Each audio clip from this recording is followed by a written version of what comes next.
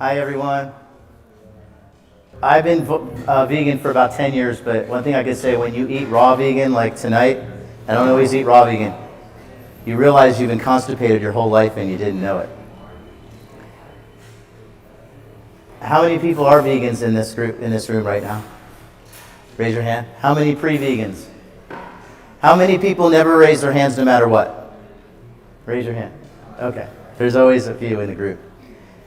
Welcome to my presentation on Have Laptop, Will Travel. It's been said that writing a book is the hardest thing, hardest thing to do, the closest that any man will ever come to childbirth. Say that writing a book's the closest thing that any man will come to childbirth. Having no idea what that's like, having no idea what childbirth is like, I have to believe that there's some truth to that, but it was worth it, because my book has become, in the spring it became an international bestseller, #1 in 7 countries, and in this month, #1 in sales in the travel business category on Amazon, has been in the top 100. My book is available in paperback, which we have here tonight, also Kindle, also the Apple platform, and also audiobooks in my own voice. Now, my presentation tonight is about 30 minutes. The audiobook version of my manuscript is about 9 hours. So I'm not going to read you the book. I'm not, as a vegan, not going to read you my 9 hours like on the audiobooks. As a vegan, I do not want to cause unnecessary harm to sentient beings. So I'm not going to read you the 9 hours. I'm just going to give you this presentation. Have Laptop, Will Travel. Memoirs of a Digital Nomad, 12 Cities in 12 Months. We're going to talk about what it means to be a digital nomad. But first, people have asked me, what is this book about? I tell them it's a travel book, that travel is the only thing you buy that makes you richer. Then they say, why did you write this book? And I tell them, because I'm in love with cities I've never been to, and I'm in love with people that I haven't even met yet. A little bit about the book. Almost 2 years ago now, I joined a program. I joined a 12-month program where I became a digital nomad with an organization called Remote Year.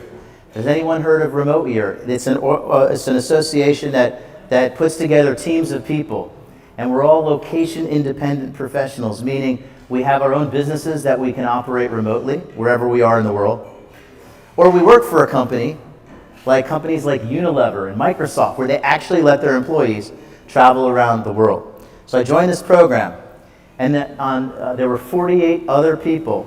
We were a team of 49 people traveling the world. We had life-changing experiences. I was able to run my real estate family office from my smartphone and laptop, and also with express mail back and forth between my office and whichever location that I was at the time.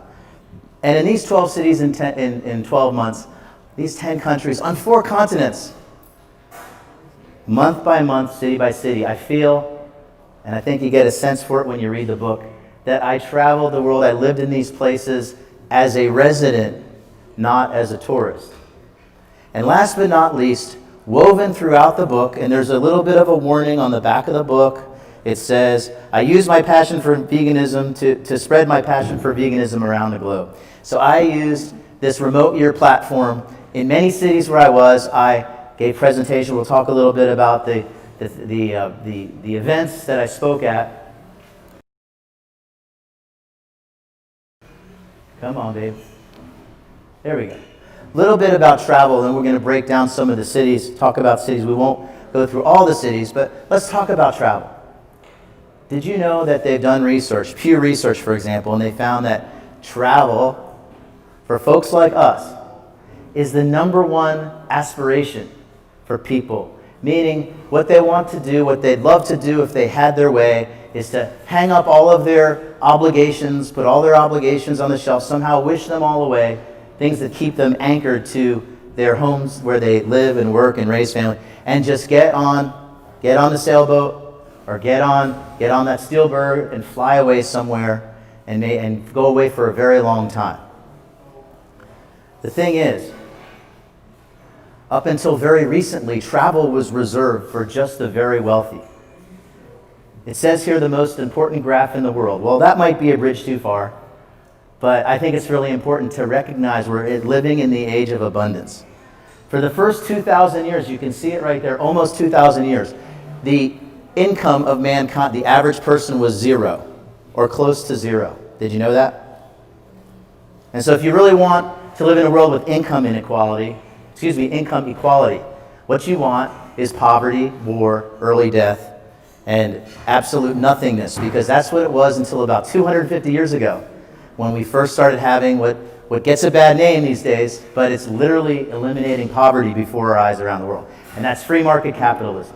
Because in the last 250 years, wealth has been created, and so the average person can travel. Did you know that up until 1970, only 15% of Americans had ever even been on an airplane? And now we're all getting on airplanes for this and for that. Travel was reserved for the aristocrats of Europe.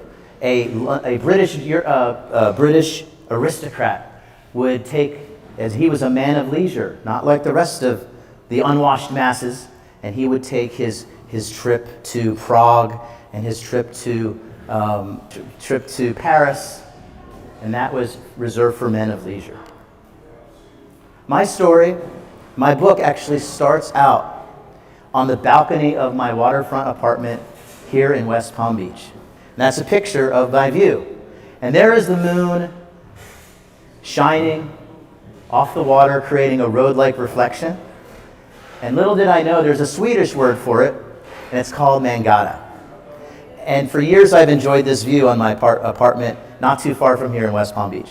It was a little bit of foreshadowing, because a few years later, I joined Remote Year, and our merry band of 49 people, 49 intrepid travelers, our team name was Mangata.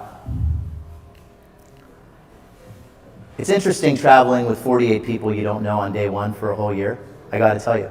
And so we called ourselves the traveling family, and we contracted that phrase to just call it the Tramley. That's the Tramley of Mangata. That's actually at the Lenin Wall in Prague. So where, pray tell, did they take us on Remote Year? Just about everywhere. We started in Split, Croatia. We went to the Czech Republic, to Prague. We went to Lisbon, Portugal. Then we went to Asia, to Kyoto, Japan, Chiang Mai, Thailand, Kuala Lumpur, Malaysia. Then South America and North America. Buenos Aires, Cordoba, Argentina, Lima, Peru, Medellin, Bogota, Colombia, and finally we adjourned in Mexico City, Mexico. So let's break down a few of the places that I went. Split, Croatia was the first country we went to. And it was the first city. And it was a good place to go because you can see there's our office. It was there on the beach. My apartment was right there as well. Part of Remote Year is we had an office to go to. They gave us apartments. Of course, we paid for this every month. And so over here at the top right, you can see that is a castle. That's Diocletian's castle. And Croatia was part of the Roman Empire. It's had a long history. It recently came out of communism. But Diocletian's castle was part of the deeper meaning that I try to explain in the book. I like to tell people that rather than just being a book about a guy doing a bunch of cool stuff, look at me, look at me, look at me, actually, I try to avoid that at all costs. Maybe some of that still got through, I'm not sure. But I looked for the deeper meaning of things. And in many cases, and to a large extent, I think the deeper meaning found me. And so this Diocletian's castle, which was once used for torturing Christians and killing Christians and taking all the money from the people without any representation, and the people didn't even have any money, the king just built this beautiful, or the emperor built this beautiful place. Diocletian's castle is now is filled with restaurants, bars, nightclubs, souvenir shops, hotels. And so I'm sitting there thinking, wow, that represents to me a huge change in the human condition, that it's better for us now than it was, say, back in Diocletian's age, and certainly getting better and more optimistic since communism fell. In our second month, we were in Prague, Czech Republic. It's a post-communist country on the way up, and it says there, spellbinding architecture. It absolutely is spellbinding architecture.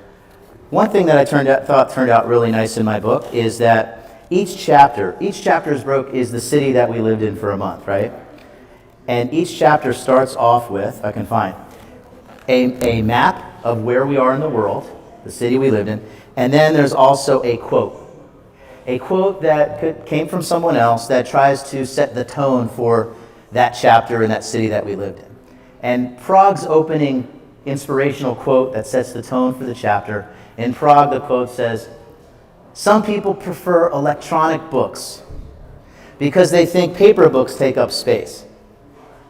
But then your children take up space.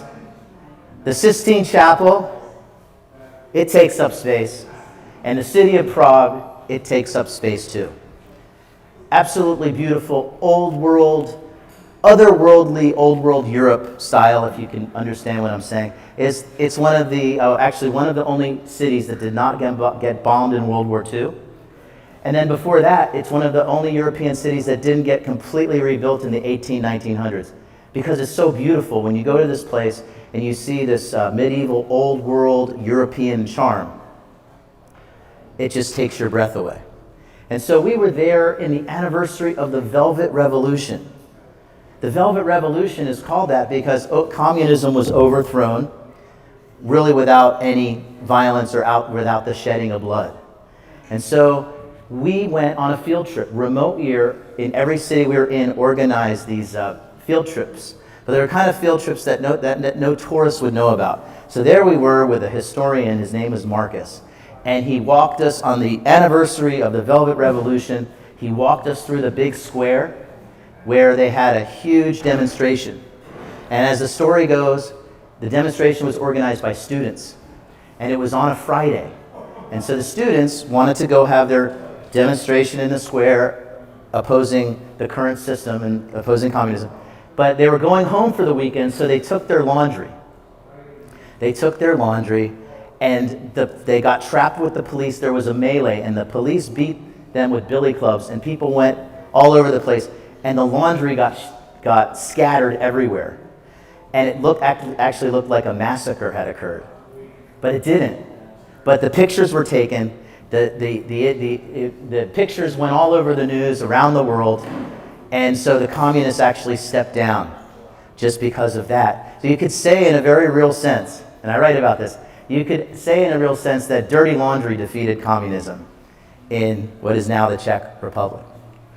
And so then we went, in month 3, went to Lisbon, Portugal, and I could talk so much about Portugal. I actually went there this summer for 2 weeks just for holiday because I loved it so much when I lived here for a month. There's a special light about Lisbon. If you've ever been to San Diego, you know what I'm talking about with that special sunlight, but Lisbon actually has I think even a special light. We called it the Lisbon light. But just outside of Lisbon is a place called Fatima. And it's a miracle, a very holy place for the Catholic Church. The Virgin Mary is said to appear there 3 times to some children and made some predictions about the end of World War I and so on. And so it's a very holy place for the Catholics. And this is what I saw. You can see them walking on their knees. See that? To the shrine where they have the altar, the holy spot where the Virgin Mary appeared. And so this is where a little bit of my veganism is going to come into play. What we call maybe deep veganism, where the food is great, but when you've been doing this long enough, you realize it's not just about me and my body. It's about the world we want to live in. It's about some spirituality aspects. It's about not making a war on the environment. And to me, and so actually that was one of my things, one of my themes that I was able to develop when I traveled. My basic presentation. I used to use all PowerPoint when I was traveling through Asia and I needed interpreters. That PowerPoint's not going to do any good because it's in English, right? So I learned how to speak this way without a PowerPoint presentation. And so what I developed is the 5 aspects of health, which is our physical health, our mental health, our spiritual health, our societal health, and then our environmental health. And all these things are supported when we eat plant-based diet, when we eat animal-based diet, when we eat animal protein. It's a war on nature, it's a war on society. It's literally animal agriculture created the institution of war. That's a topic for, we'll go into that deeper for another presentation, but it seemed to me with our mental health, when we eat animal products, we're disconnected from the reality. And so we're so disconnected that we ask our higher power for things we're not willing to give. And that's what struck me, not as a criticism, just as a yearning for humanity to hopefully collectively and individually wake up and realize that how can we ask for something? How can we ask for health? How can we ask for peace? How can we ask for mercy when there's mercilessness on our plate?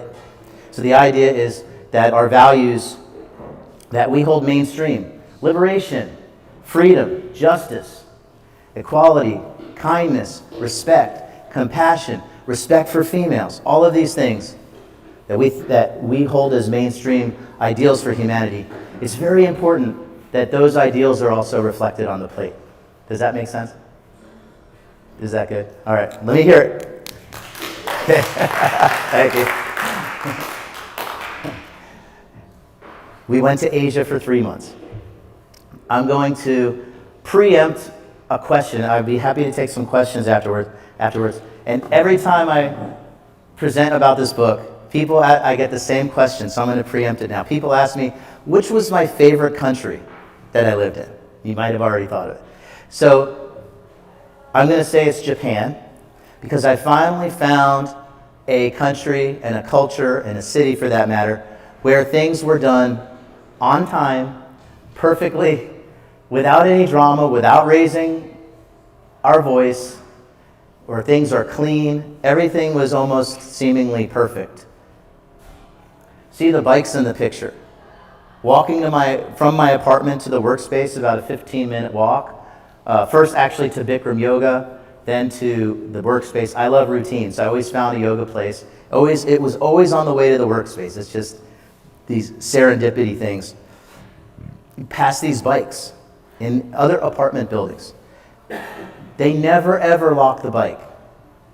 No one ever locks a bike in Japan, open there for anybody to take it, because no one's ever stolen a bike in Japan. It's not how they would even think. It's the culture. And then you see the change in the middle of the plate there, the bottom. If you go to a restaurant and you leave some change in the what do you call that thing? In the bowl. Leave some change in the bowl. I left 3 yen, which is, each yen is about 1/10 of a penny. And they, 2 times in different places, they chased me out of the restaurant down the street to give me back my 3/10 of a cent. Because in principle, that would be basically taking advantage of somebody, even if it's just 1/3 or 3/10 of a cent, that would be a violation of their principles. And that's Japan. Then we went to Chiang Mai, Thailand, and you can see there I'm in this store I call it the Buddha store. On one side were religious items like calendars and statues and DVDs and so on. And the other side was the food, which was assumed vegan. And this is the second country now. When I went to Japan, I could go to any restaurant and I can ask for the vegan option. And it would assumed to be vegan, and it was delicious. And of course there were root vegetables and things that I'd never even saw or heard of before. And that was really part of the fun. We'll talk about it a little bit. Part of the fun of traveling is eating this vegan cuisine all over the world, which is so well represented.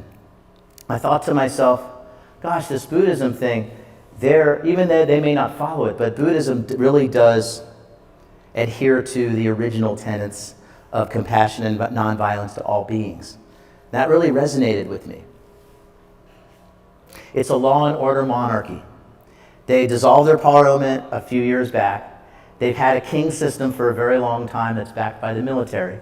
You cannot speak your mind. You'll go to jail. You cannot say badly about the king, even on hearsay. Your neighbor tattles on you, the police will show up, probably take you to jail. You cannot take their money and crumple it up and throw it on the floor, because that dude's picture is on the money. You go to jail. I was pulled over in Bangkok. I was frisked. I was asked to get out of a tuk-tuk. I was frisked. They went through my wallet like with a fine-tooth comb, definitely looking for, obviously for contraband or something. But you know what? It works for them.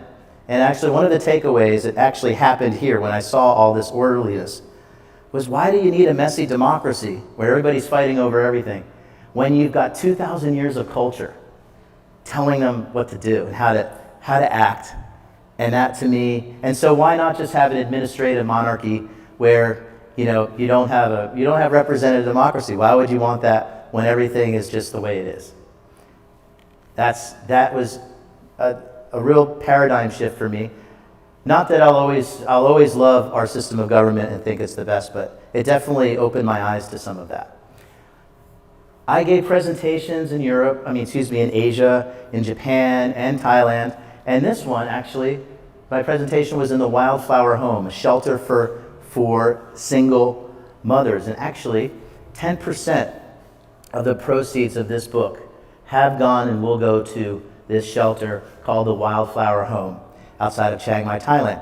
And so actually, Remote Year has charity organizations that they tap into, so that we get into a city we have a track to run on.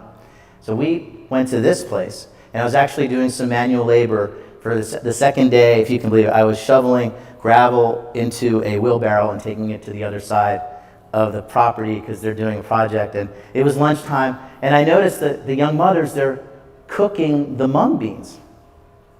And so I went to the head nun, because it's run by the Catholic Church. And before I finished, I said, I'm a health educator from Hippocrates, and can I hold a sprout? Yes. Like, I didn't finish the sentence. Can I hold a sprout workshop for the young mothers? So I went into Old Town. I found some sprouting equipment. I found a lady selling some mung bean sprouts and some almonds or seeds that we could sprout. And I held you can see in the middle, lower slide, I had a little workshop with the mothers. And I didn't say much. I had a translator. I just kept saying, low cost, high nutrition for the children. Low cost, high nutrition for the children. And then I paused a little bit, and I said, low cost, high nutrition for the children. And I think that resonated. I think the organizers and the head nun, that actually resonated with them, because these nonprofits, they're always trying to save money, right?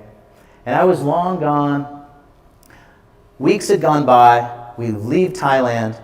We're now in Kuala Lumpur, Malaysia, which we'll talk about next. And I get an instant message from one of the organizers at Wildflower, Tyler Rose, and she's sending me a picture of the weeks later of the young mothers making a huge bowl of sprouts, and they had some greens there. And like I said in the instant message, I'm so happy about this, you have no idea. Actually, looking back, having a career in real estate and all the things I know I've done in that space, but looking back, it's going to sound really corny, but this actually has to be one of the greatest accomplishments of my life. Just feeling that. Thank you. But you ain't seen nothing yet. Listen on. It gets better. Kuala Lumpur, Malaysia. A megatropolis. You see that building, the Petronas Twin Towers. Those buildings are like that. There's so many different buildings that are huge, giant skyscrapers. In just a few decades, they went from 1 million to 10 million people. It's a 70% Muslim country. And I have to admit, I had a little bit of a chip on my shoulder about that. Having studied Islam ever since 9/11, I have a whole shelf in my library, a whole section actually, on the autobiography of Muhammad and the history of Islam. And I had a little bit of a chip on my shoulder, but I was received very nicely. People talk about the developing countries being corrupt, the third world being corrupt. That's nothing new. In Malaysia, almost every real estate project, as I understand it, was based on graft, based on paying people off, based on corruption. You have to pay to play. These two young people, Dave and Rima, are vegan activists. They're actually also in law school. And they took me to their neighborhood. It's that middle slide, Little Italy. We went to a restaurant. First time I've ever been to a restaurant called a donation restaurant, where you pay whatever you think is the right amount. So Dave said, I usually pay 4 ringgit, which is about $1.25. So I figured, all right, $1.25, that's actually a really good deal. And it was buffet too. Can you believe it? Buffet. And all of a sudden we're sitting down, and I thought his mouth dropped open. I thought maybe a cockroach got into his curry. He says, don't look now, but there's a man coming our way. Just smile. The man comes over, in the 80s, dressed to the nines with his bizarre comb over, very dark skin, very, very Indian, very tall. And he said, how do I know you, young man? And Dave said, I don't know you, sir. And it just went back and forth. The man finally gave up. He went back. He's in the book. He's called Mr. X. He's so dangerous that the editors, once they checked on some things, recommended that we take out his real name and we put him in there as Mr. X. So then I was informed when he was on the other side of the restaurant, Dave told me that he was involved in a $100 million corruption scheme to build a hospital for the Indians. And he was accused. He got caught absconding with millions and millions of dollars. He fled the country. He bought his immunity and he came back. There was a trial. Before that, there was a trial. And the witnesses in the trial to try to put Mr. X in jail for corruption kept disappearing. They all kept getting killed. So this guy had a lot of blood on his hands. So then Dave tells me my sister is a lawyer, which I knew. And she was one of the lead attorneys in the corruption scandal. And that man recognized me in the courtroom because I'd spent many weeks in the courtroom supporting my sister. And so one of the greatest things about, and I hope if you read the book or you listen to it on audio, if you get this sense that there's nothing like the doing, there's nothing, an ounce of experience is worth more than a ton of theories. And those were some of the driving stories that actually compelled me to want to write a book, because I felt like it was just so real, and it was something that I didn't read in a book or something I didn't see on the news or on TV. It was actually really personal, experiencing it firsthand. In this month in Kuala Lumpur, I gave 5 lectures. They organized 5 events for me. One of them was they flew me to Kathmandu, Nepal, from Kuala Lumpur, where I was the keynote speaker at the Asian Pacific Vegetarian Congress. And I did my thing. By then I had my 5 principles of health: our physical health, our mental health, our spiritual health, our societal health, our environmental health. I did that like I could do it if I needed to do it, tomorrow or tonight. But we won't do that tonight. And then there was the farewell party in Kathmandu.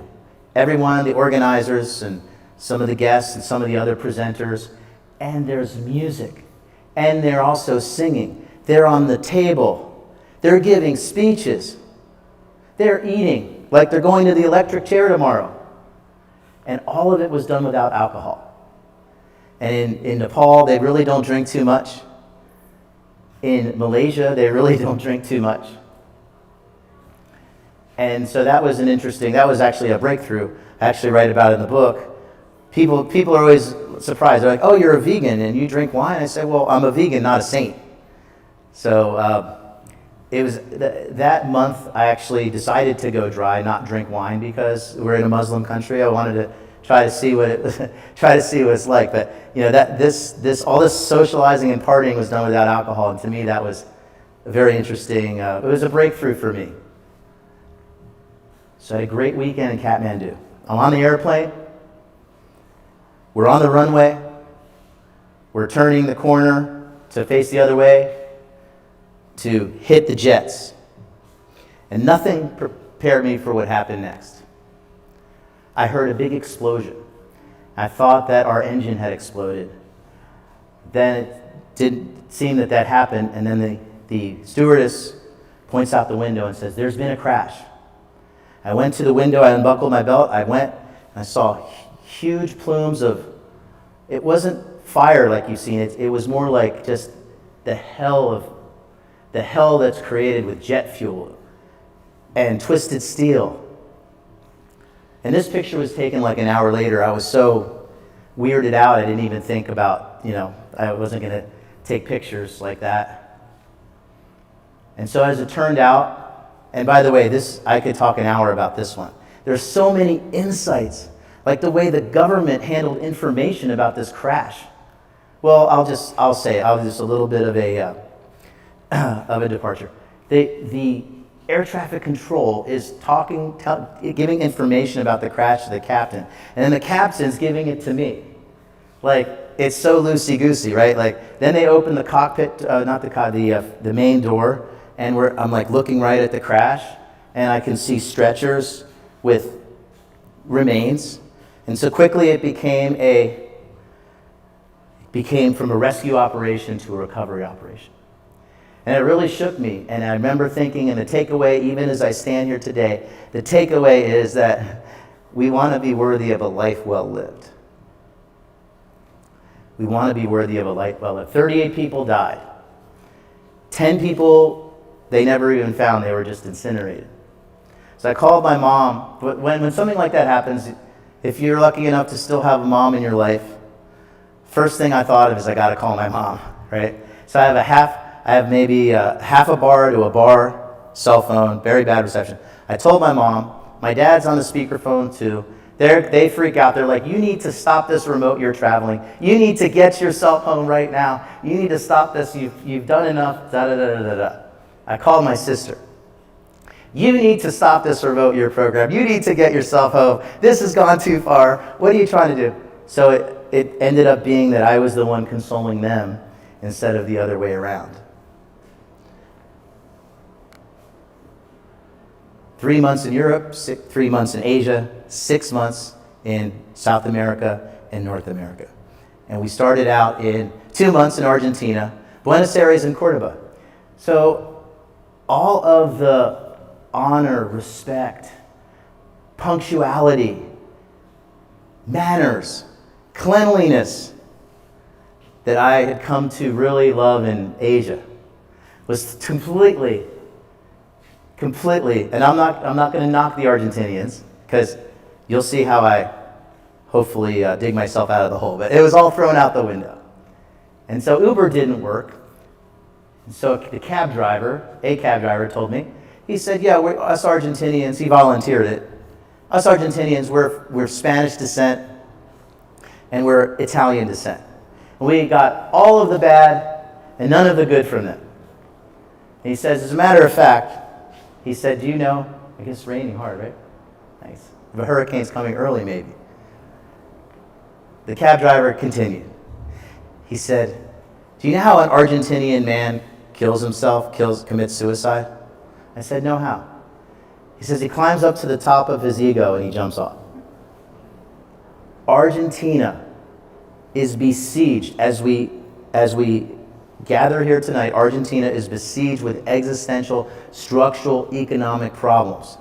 Essentially, and I researched this, set up by General Peron, who was head of Secretary of Labor at the time in the 40s, and he brought in all of these regulations and labor rules, and then the public sector spending that's continued, which is close to 50% right now, crowds out capital formation, and these people are in basically an economic death spiral.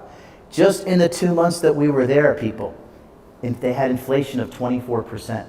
So on the way from the apartment to the workspace, you could see from one day to the next, the price of apples had changed. Imagine if you're in your job, 2 months later, your paycheck's worth only 75% of what it was before. And so you see the flames there, you see that bonfire. That was the result, that was the work of about 1,000 electrical union workers that buffaloed past me after lunch one day, buffaloed past me, went to the intersection that was close to me, and lit that bonfire, and then went about 2 blocks further down to the electrical station headquarters. Outside of the city, we went to an impoverished neighborhood, and in this nonprofit effort, we built solar panels made from Coke bottles that acted as water heaters for a house. And we were successful in it. We were successful in it. Do you know how to make a hot water heater from Coke bottles? I'm going to tell you right now. You take a empty beer can, you squash it flat, you paint it black, you stick it on a popsicle stick type piece of wood, and then you take that flattened Coke can painted black, you stick it inside a 1 liter Coke bottle that's cut in half, and then you take the 1 liter Coke bottle with the beer can inside, and you stick all of that inside a 2 liter Coke bottle cut in half, and then you string them together with a PVC pipe, and you string them together and you make the cell. And so we put it on top of the roof. It took a weekend. And I'm from Lancaster, Pennsylvania. I grew up with Amish people. I know Amish people. And so if you know anything about the Amish, they can build you a barn in 3 days. And they raise that wall with the ropes, and so it was like, for me, it resembled like an Amish barn raising. We raised the water heater. We put the water in the one end. It coursed through, and water shot out the other side. This was no experimental model. This was a tried and true workhorse that's won all kinds of award in the nonprofit charity space. The kissing culture of Argentina. They totally won me over. The thing I noticed right away in Argentina is whether you're in a grocery store, or at the mall, or you're in an office, or any kind of setting anywhere, you're at the tailor, when the people get to work, the grocery store, when the people get to work, the first thing they do is they spend at least a half an hour, maybe more, walking around and kissing everybody. Walking around and kissing their colleagues. I mean, they're just so happy. I just couldn't believe it. They're kissing. I'm thinking to myself, and this went on for weeks and weeks, the entire time I was there. I was thinking to myself, gosh, if this were the United States, by lunchtime, there would be like 50 sexual harassment lawsuits. And the whole thing would just fail really badly. In this month, one of the months, Cordoba, Argentina, I broke my foot. And I was really, really down. I went to therapy. And the therapist, when he met me, he kissed me.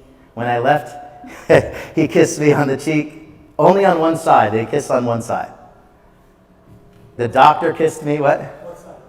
Oh, this one. Yeah, my left, your right, right? So in a way, you could say the Argentinian people, for all of their problems, that was the takeaway for me, for this atmosphere of economic tension. They literally kissed their way into my heart and taught me a lot about happiness. Lima, Peru. It's a mix, it says a mix of European and Western Hemisphere Indians. But you see this lady, when you get just outside the city of Lima, they're all about this tall. And that's can't be more than 4.5 feet. And they're in pigtails, the ladies are in pigtails, and they wear these bright color alpaca wool outfits. Lima is a first world, first class city. Has some of the best restaurants in the world, has, I think, the most Michelin-rated restaurants in all of South America. But just outside of the town called Cusco, which is an hour plane ride from Lima, I participated in a sacred ayahuasca ceremony. Participated, and that's where the hut in the middle, is where 10 of us laid down on comfortable yoga mat and pillows and drank a medicine. And we hallucinated for 5 hours. And I can tell you that it wasn't fun. It wasn't like a recreational high. It was actual. And I write about it extensively. And I'm so glad I wrote some detailed notes the following day when I had the experience. Literally communicated with the divine. And it's one thing to go to church and sing about God and talk about God and know all about God. But until you've experienced and you maybe really see that there's other dimensions out there, that one thing I came away with, that our spirit will be able to travel great distances in a short period of time. There's so many other, I'm usually not a guy that talks this way, but there's other worlds, there's other dimensions, and we can go there really fast when we're free from this cage that is our body. Finally, we adjourned in Mexico City. Before that, we were in Colombia for 2 months. You can ask me about Colombia, or you can read about it in chapters 10 and 11. CDMX. Anybody know what that stands for? Can you say it in Spanish? Ciudad de Mexico, City of Mexico. CDMX. And there's our group. We started out 49 on day 1, and we ended with about 30 people. And it's interesting, people leave because life gets in the way. People lose their jobs, people miss their girlfriend or boyfriend, people realize this travel thing wasn't for me. When you get to chapters 8 and 9, you realize it in my book, you realize I'm blown, I'm just spent. I am just tired of traveling, I want to get home, but I made a deal with myself.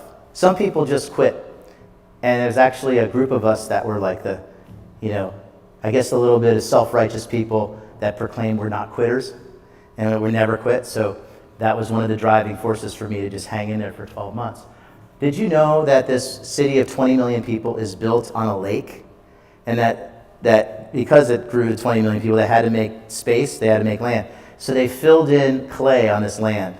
And therefore, the buildings are all messed up. One building's this way, one building's leaning that way. And on top of that, or actually underneath it, but figuratively speaking, on top of all that, right, the city is on these tectonic plates that are constantly at odds with each other. And so Ciudad de Mexico gets 20 earthquakes a day, counting tremors. I don't list it here, but maybe I should write it out. The signature feature of the Mexican people, I learned, is to please you. The signature feature of the Mexican culture is to please you. And I asked somebody, my brother-in-law's family lives there, I asked him, I feel like the signature feature of the Mexican people is to please you. He said, you know what he said? Without even hesitating, he said, thank you. That is actually something that we pride ourselves on. And I thought that was really great. Vegan food around the world. Well, you guys know Andy Ronan. He's a colleague here, Dr. Andy. So he has said that 3 people, and we're going to wrap it up, and I'll be happy to take some questions and also sign books for you. Andy, who works here, he's a psychotherapist, said he's only met 3 people that can actually do the Hippocrates Diet perfectly day in, day out. Think about that. Everything that is. The fasting on Wednesdays, completely raw, sprouts, no processed food, juicing in the morning and the afternoon, the wheatgrass, the stuff. I mean, it's only met 3 people. I think I have an idea who those 3 people are. So the answer is, where I'm going with this, is I didn't exactly eat the Hippocrates Diet when I was traveling. You know what I used? You guys heard of Happy Cow? It's an app for vegans, right? And wherever you are in the world, you punch it up, and it brings up the vegan restaurants or restaurants with vegan options. You can write reviews. It's like Yelp for vegans.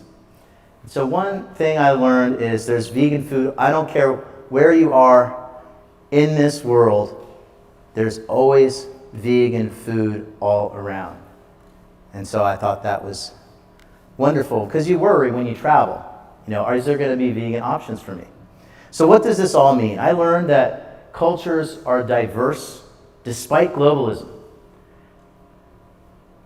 There seems to be a lack of upward mobility. The idea that always an Uber driver, once an Uber driver, always an Uber driver. I noticed that around the world. Understand, in the United States, we have something called income mobility. Did you know that 50% of the people will be in the top 10% of income for at least 2 years in their lifetime? People go up and down the income scale. You have to understand, around the world, when you're born into something, that's pretty much where you're going to stay. We have something called income mobility. We also have buying power. When you consider that televisions today cost about 6 cents on the dollar, from the crappy televisions, well, by comparison crappy, the televisions from 1970, we have buying power. That we spend about 80% less on food than the farmers did 100 years ago.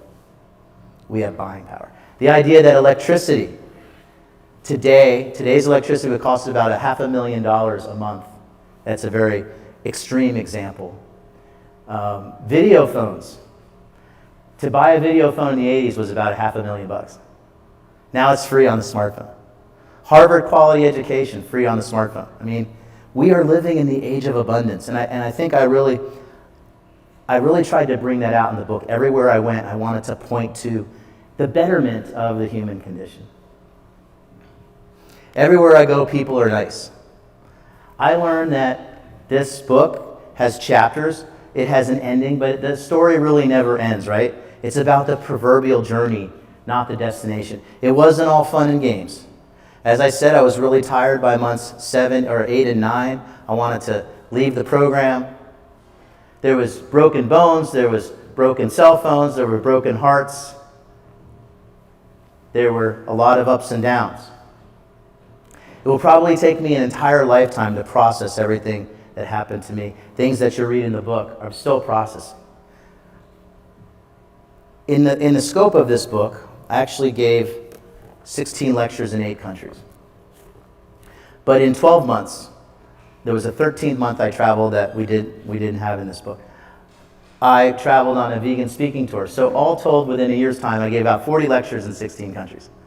And the point I want to make is, I learned after talking to all these people and speaking here in Hippocrates and working with the health educators, I learned that the only person we can change is who? Is us. The world's oldest person. There she is. She's got birthday cake, candles for 117. She's been around a while. She lives in Italy. They asked her, what's it like to be 117? She said, oh, it goes by really fast. That's what it's like. My point is, like I said, I didn't want to be the guy that's writing a book, doing all this cool stuff. Look at me, look at me, look at me. My point is, this lady, she lives to 120, which is our genetic potential. Or I actually came straight from here from a funeral. He was 66 years old. Died very suddenly, very close family friend. And so whether we're living to 66 or 120, any way you look at it, we're only here for a few decades, right? It's short one way or the other. So while we're here, my hope and my aspiration for all of you is that your Mangata, your road-like path reflection, is extraordinary, adventurous, and purposeful.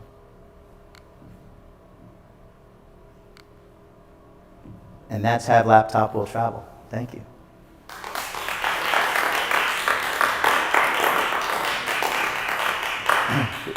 Any questions? And maybe we can, since we're taping, we can use the microphone for any questions, and then I'd be happy to sign the book.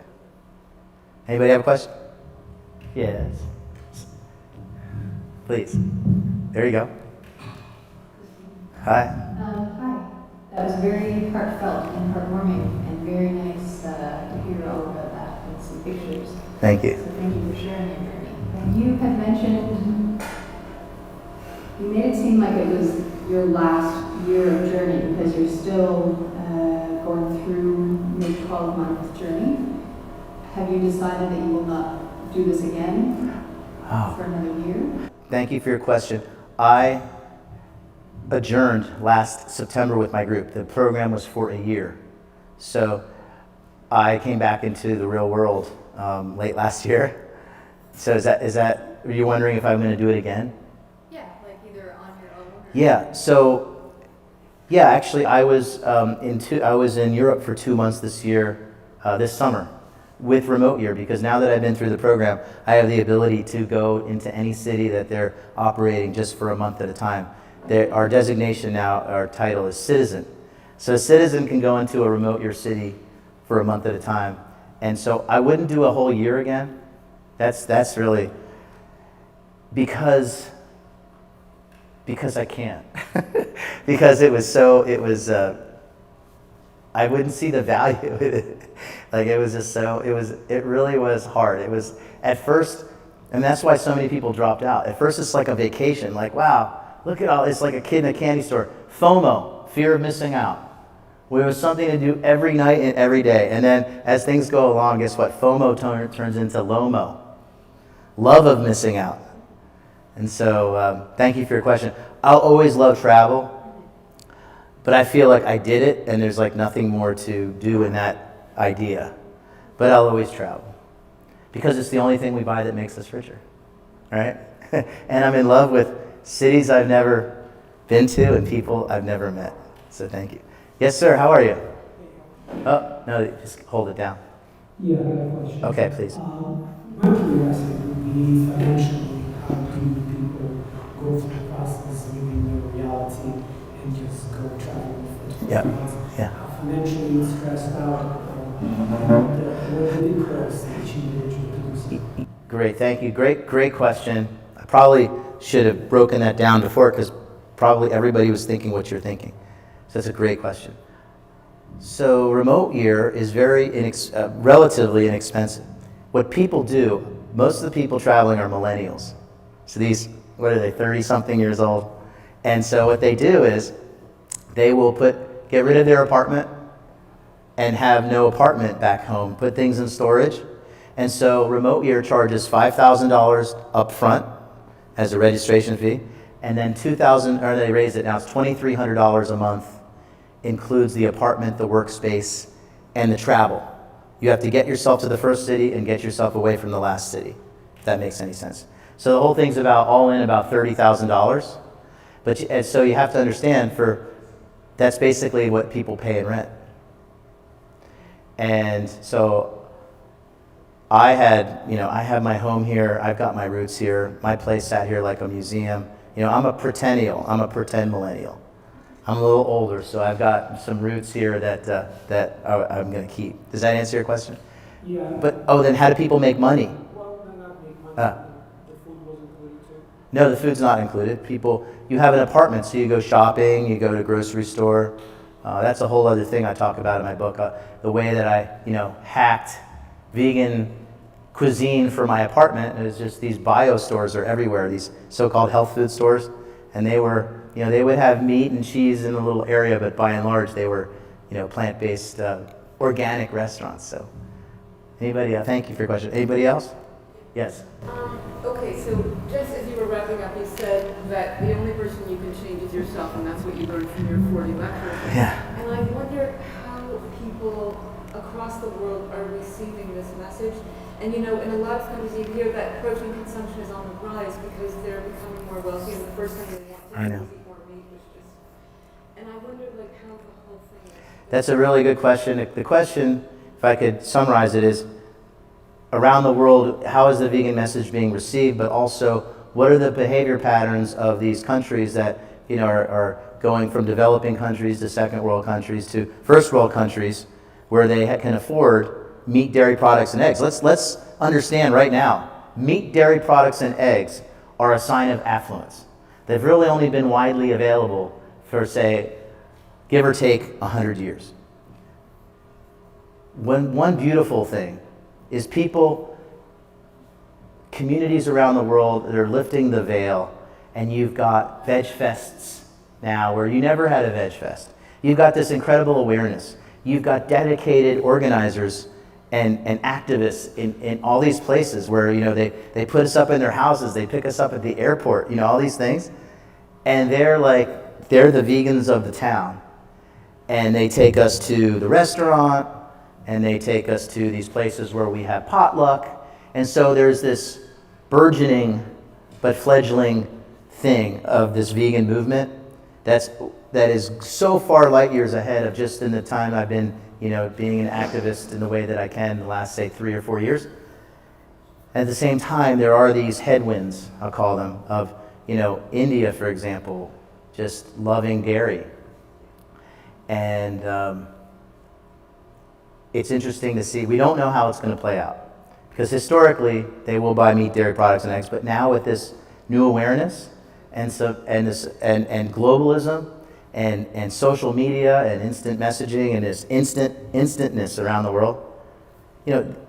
International food is only 20, 30 years old, guys. I mean, the idea that we can go to a mall or go the idea we can go out for dinner and say, hey, are you in the mood for Thai? In the mood for Asian? Are you in the mood for American grill? Are you in the mood for seafood? God forbid. But you know, these different styles of cuisine. You want Indian tonight? This is very, very new. My ancestors in the mountains of Greece, all the way in the north, with mountains as high as Switzerland, they ate what the hell came out of the ground. They weren't deciding Thai food or Asian food or Indian food or American grill. They ate the vegetables that came out of the ground, and on special occasions, they might, I would imagine, have animal products. And so that's how it was. Thank you for your question. Anybody? Okay. All right, thank you. I'm here to talk more and to sign books. If you sign one and buy it, the front desk will ring you up. Thank you. Oh, another question. We got one more question. I don't know if it's relevant. I was going to ask you what it means. I know Dr. Rosado and the Hippocrates Diet, but what do you do as a facilitator? What is that sort of? Yeah, so I went through his training, and I help him. I accompany him on his trip, some speaking tours when he invites me. Okay. Yeah. So I did. Yeah, thank you.